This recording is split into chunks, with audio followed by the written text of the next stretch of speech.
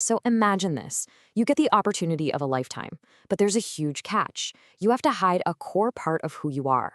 Well, that's the central dilemma in the 1992 film School Ties. Now, on the surface, yeah, it's a story about a kid at a fancy prep school back in the 1950s. But if you look just a little closer, you'll see it's this incredibly powerful exploration of identity, integrity, and that deep-seated, totally human desire to just belong. It's a question we've all probably faced in one way or another. But for the main character in this story, the price is, well, it's a lot steeper than most. So as we go through this, really keep this question in your mind. What would you be willing to give up just to be accepted? Okay, so to really get this story, you gotta understand the world it's set in. St. Matthew's isn't just a school, it's its own self-contained universe, almost like a little kingdom. It's a place that's built on generations of tradition, of legacy, and a very specific kind of unspoken code of conduct. And this, right here, this is the whole conflict of the movie in a nutshell, before anyone even says a word. On one side, you've got David Green. He got into this place on a football scholarship. We're talking pure working class grit, an opportunity he absolutely earned. And on the other side, well, that's St. Matthew's itself, a world of inherited privilege, entitlement, and a classic old boys club that's been around forever. So for David, just getting accepted into this world, well, that was only the first hurdle. The second one, the much harder one, was going to be surviving it. And that meant he had to hide a fundamental part of who he was. To really wrap your head around David's struggle, it helps to understand this key concept: assimilation. Now, this isn't just about trying to fit in. No, it's this intense pressure to basically erase your own culture so you can be absorbed by the dominant one. It's the very definition of losing yourself just to become part of the group. And for David, this is a daily internal battle. He's not just avoiding telling people he's Jewish, he's actively performing a completely different identity. He's constantly terrified of being exposed, all while fighting that desire we all have, right? The desire to just be seen and accepted for who we really are. He's basically navigating a social minefield of prejudice every single day. And the thing is, this pressure David's feeling, it isn't just coming from a couple of bullies. It's systemic. It's woven right into the very fabric of the institution and the social class that fills its halls.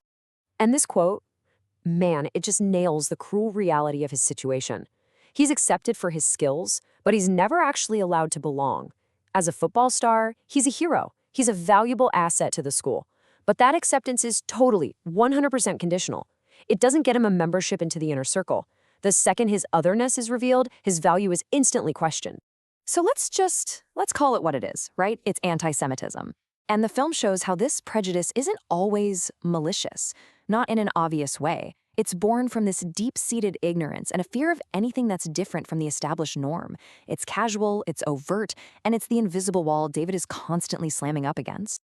Okay, so every story like this has a breaking point, right? That one single event that just forces all the hidden tensions right out into the open. At St. Matthew's, that event is a cheating scandal, and it's about to put the school's precious honor code to the ultimate test. And the whole thing escalates so fast. It starts with a simple accusation.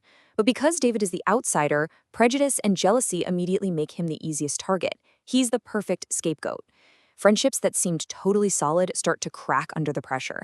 And all of a sudden, everyone is facing a choice. Do you stand with your friend, or do you fall in line with the group to protect yourself? Ultimately, the whole scandal boils everything down to these two paths. On one side, you have integrity, standing by what you know is right, even if it's going to cost you everything. And on the other side, conformity, just giving in to the pressure, upholding a prejudiced status quo, all to save your own skin. It seems like a simple question, doesn't it? But man, the answer is incredibly complex, especially when you're young and it feels like your entire future is on the line. What really makes a person honorable? And this brings us to the film's really powerful conclusion. Because choosing integrity is rarely, if ever, easy. It almost always comes with a price. It's a moment of moral reckoning for every single one of these characters. So let's look at the final scorecard, if you will. The contrast here is just, wow. It's stark. David chooses his principles. So what happens socially? He's ostracized, he loses his quote-unquote friends, but morally, he gains something so much more valuable, self-respect. His peers, on the other hand, they choose conformity. They get to keep their social standing, sure, but they're left to live with their own hypocrisy. And really, this is the big message School Ties leaves us with. That school's honor code was just a bunch of words on a piece of paper until it was actually tested. True honor isn't about the reputation you have with other people, it's about having the guts to uphold your values, especially when you're the only one doing it. So we end up right back where we started, with this really powerful, lingering question. Is real honor found in fitting in with the crowd, or is it found in having the conviction to stand completely alone when it matters most?